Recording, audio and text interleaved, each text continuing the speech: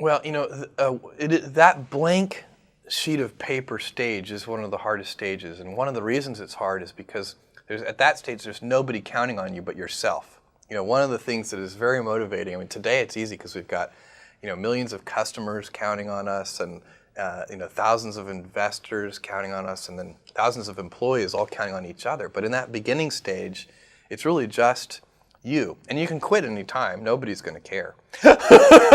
And so you set about doing the simple things first. So you want to start a company. Well, the first thing you do is you should write a business plan. And so I did that. I wrote about a 30-page business plan. I wrote a first draft. In fact, I wrote the first draft on the car trip from the East Coast to the West Coast. And that was that is very helpful. Now, the business plan won't survive its first encounters with reality. It will always be different. The reality will never be the plan. But the discipline of writing the plan forces you to think through some of the issues and to get sort of mentally comfortable in the space. I mean, then you start to understand, if you push on this knob, this will move over here, and so on. And so that's the first step. Tried to get a lot of the little housekeeping details done even before we arrived in Seattle. Called an attorney, actually. I called a friend who lived in Seattle, asked could he recommend an attorney. He said yes, he recommended his divorce lawyer.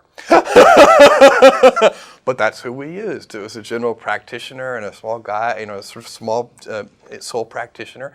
He incorporated the company. He asked me on the cell phone, what name would you like the company incorporated under? I said, Cadabra, as in abracadabra. And he said, cadaver?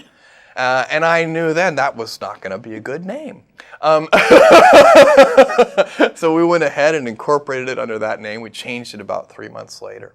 I stopped in San Francisco and interviewed vice presidents of engineering because that was going to be an important long lead time item. We needed to build the technology that would run the store. And found the person who turned out to be the most important person ever in the history of Amazon.com on that trip, a guy named Shel Kappan, who built all of our early systems with help from others, but he really sort of architected them and engineered them and just did a fantastic job. So that so the initial hiring, writing the business plan, the initial hiring, getting the company incorporated. All these are, they're very, in a way, they're sort of, simple, almost pedestrian tasks, but that's how you start, one step at a time.